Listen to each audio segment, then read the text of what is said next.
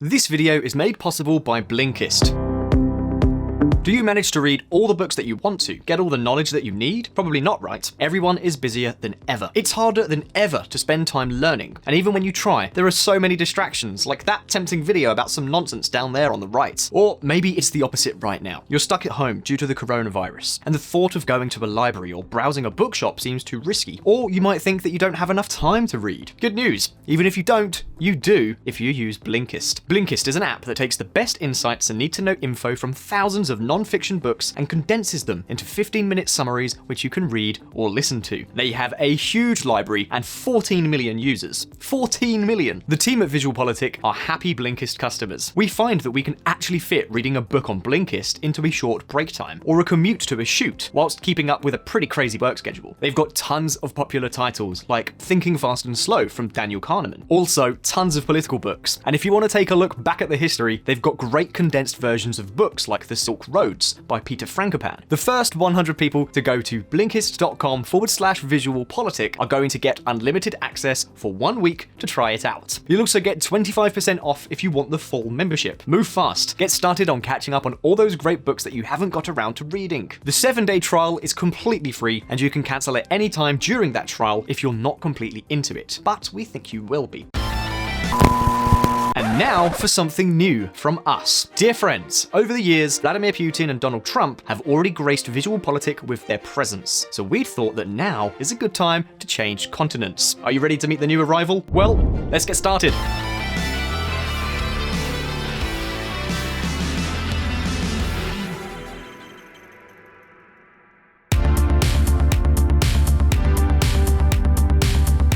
In the Chinese astrological calendar, the year 2020 coincided with the year of the rat, a period that, according to Chinese astrologers, would come loaded with opportunities, abundance, and prosperity. However, no matter how much of a rat's year it was, things started off badly. The persistence of the trade war, and particularly the SARS coronavirus 2 pandemic, put the Chinese economy in check. By February 2020, all the forecasts indicated that the Asian giant would have to face a huge storm, a tidal wave, an entire economic hurricane. And not only that, during this past year, we've also seen what has perhaps been the most aggressive and nationalistic face of China in recent decades. And if you think for a moment that I'm exaggerating, let's recap the facts.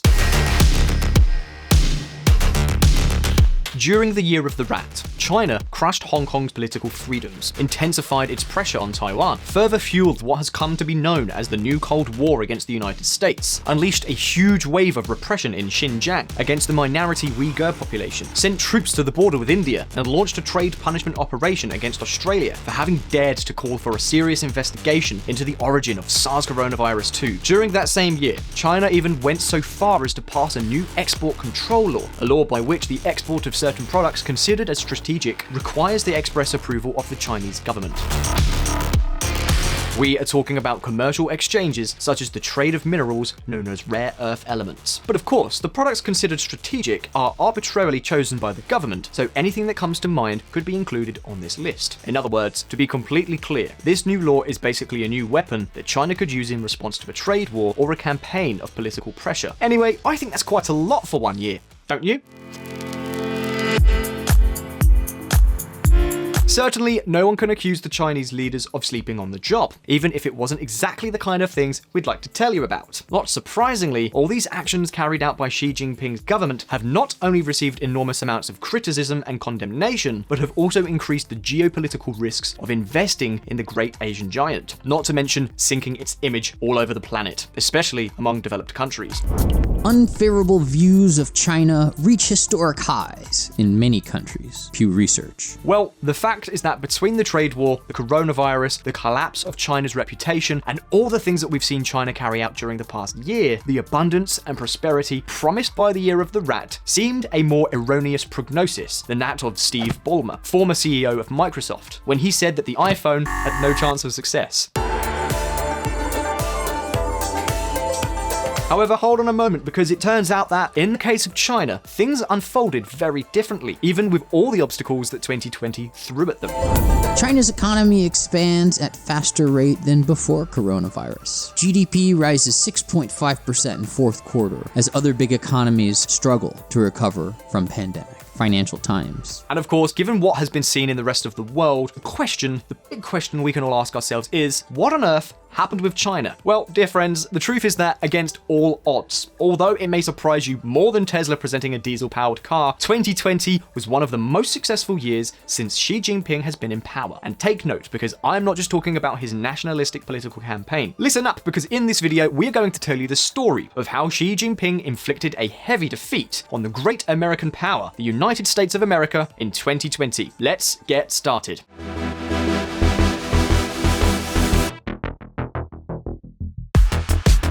Against all odds. Okay, it may come as a complete shock, but if we're talking about politics and economics, China ended the year of the coronavirus much stronger than it started. The Asian giant was one of the few major economies that ended the year with positive economic growth, reinforced its role in world trade, and affirmed its role as the world's factory. Perhaps the fact that best represents this evolution is that, while halfway around the world, economies were collapsing due to the advance of the coronavirus. In December 2020, China announced the eradication of extreme poverty in its territory. And friends, on this occasion, experts suggest that this claim may not be an exaggeration on the part of the government. There are still poor people in China, of course, but according to the World Bank, over the last 4 decades, 800 million Chinese have come out of poverty, and now, according to the Chinese government, there are no longer pockets of extreme poverty throughout the country. This is a huge achievement considering that in 1978, shortly after Mao's death, the vast majority of the Chinese population lived in extreme poverty. And what can I say? Achieving such a milestone in 2020 has to be at least twice as impressive.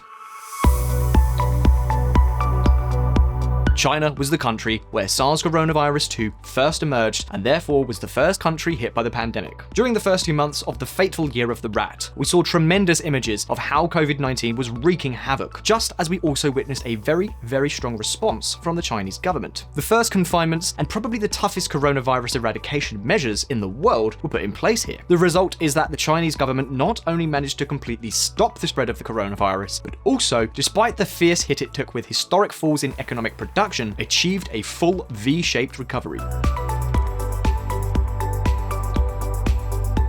Side note, keep in mind, as we've told you before, that the official data of the Asian giant arouses many doubts. However, on this occasion, all the alternative data used to check the veracity of the official economic information, such as the evolution of bank loans, electricity production, activity in the ports, exports to China from other countries, etc., all point in the same direction. The Chinese economy closed 2020 at full capacity.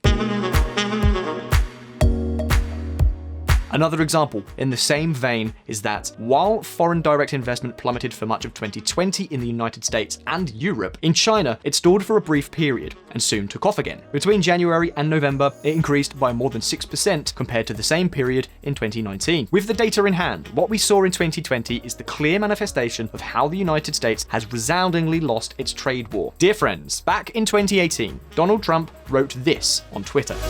When a country, USA, is losing many billions of dollars on trade with virtually every country it does business with, trade wars are good and easy to win. Donald Trump on Twitter. Of course, the story since then has been very different. Washington launched into a whole bout of tariffs and barriers to trade of all kinds, but the results have not been quite as expected.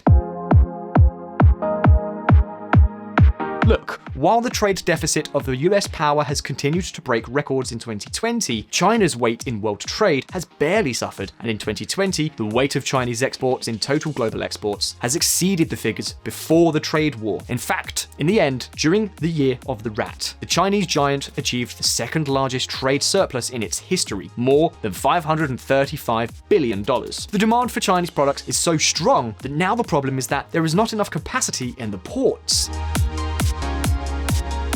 In other words, the enormous US efforts that have punished its own consumers, companies, and producers have been worth practically nothing. And that's not even the end of it. To top it off, the year of the pandemic proved that, against all odds, the Asian giant is still the most reliable factory on the planet.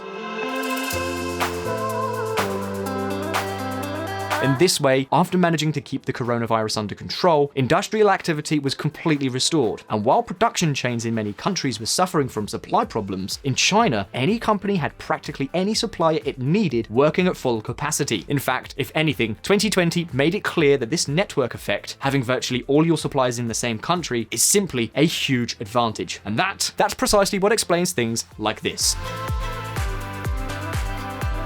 A HSBC investment bank survey conducted in November 2020 among more than 1,100 global corporations shows no less than 75% of large industrial companies expect to increase their direct investments in China, including 70% of US companies. I'm sorry, but the numbers are just overwhelming. The arm wrestle between Donald Trump and Xi Jinping has been won overwhelmingly by the Chinese leader. Of course, this was by no means their only victory in 2020. Listen up for the global game change that is taking place.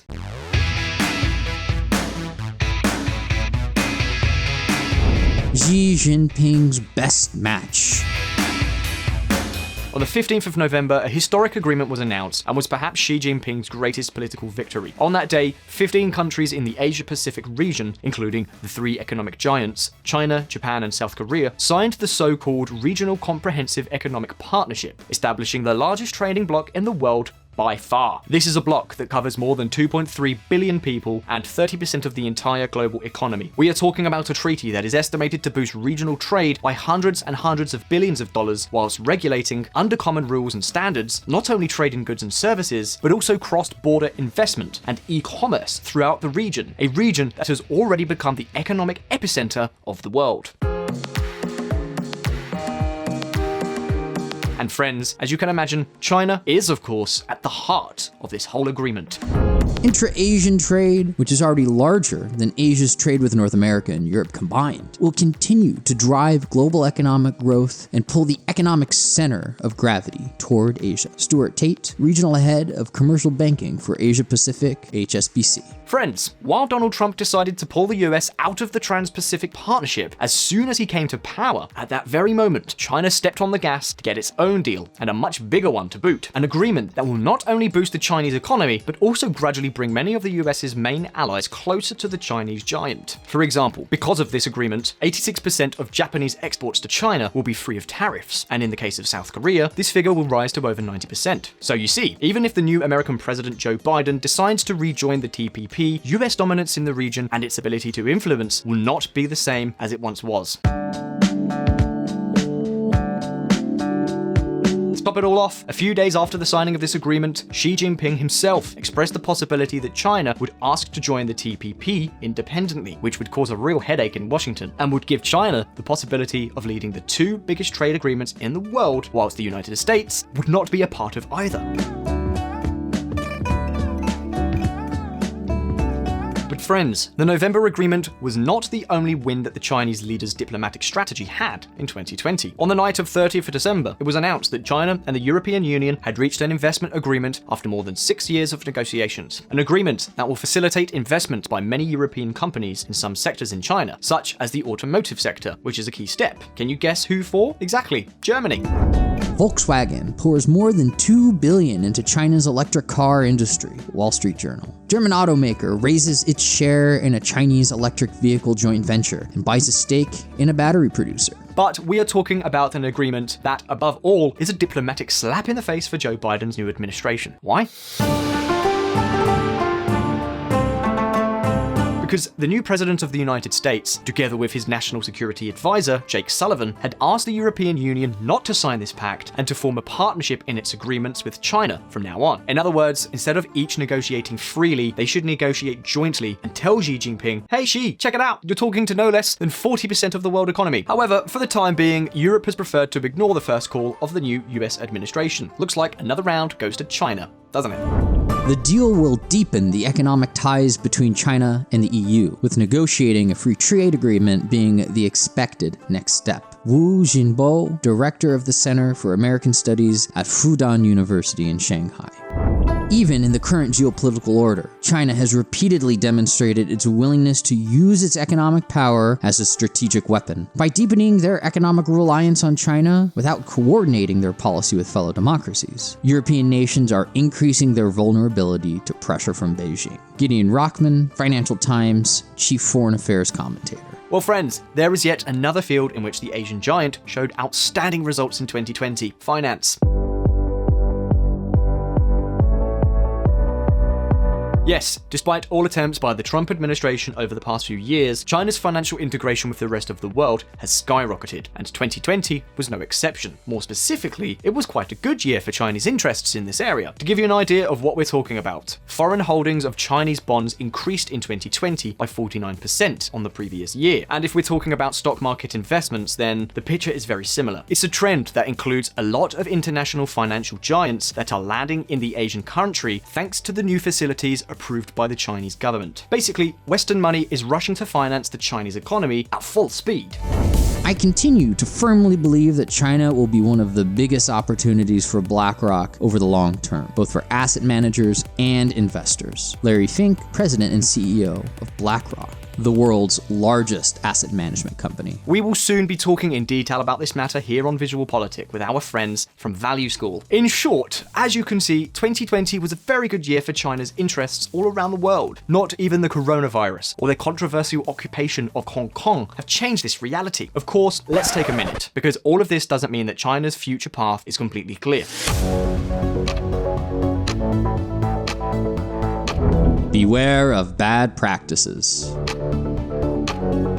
Friends, thanks to the enormous economic growth it's registered over the last decades, China today has the second largest economy in the world, the largest trade surplus, the largest financial reserves, and their navy even has the largest number of military vessels in the world. But hold on, because although it seems that the Chinese giant is taking on the world, the growing authoritarianism and interventionism of Xi Jinping's government poses risks.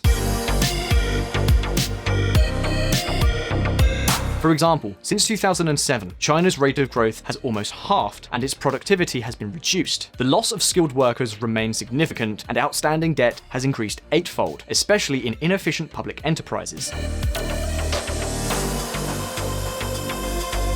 In this way, although the Chinese economic growth rate appears to have been dazzling, if we compare it with the one recorded by the famous Asian dragons, things get a little bit more blurred. And this brings up the burning question: how close is China to the United States? But friends, we will also be talking about this very soon in an upcoming video on the channel, so again, don't forget to subscribe if you aren't yet. And that said, it's over to you. What do you think of China? What do you make of its growing international clout? How do you think Western countries should react? Leave your answers down in the comments below. So I really hope you enjoyed this video. Please hit like if you did, and don't forget to subscribe for brand new videos. And as always, I'll see you in the next video. If you want to learn more about politics and world affairs and hear some more of my lovely voice, come check out the Reconsider podcast, where we don't do the thinking for you. Find Reconsider at www.reconsidermedia.com or on Apple or Google Play or your favorite podcatcher.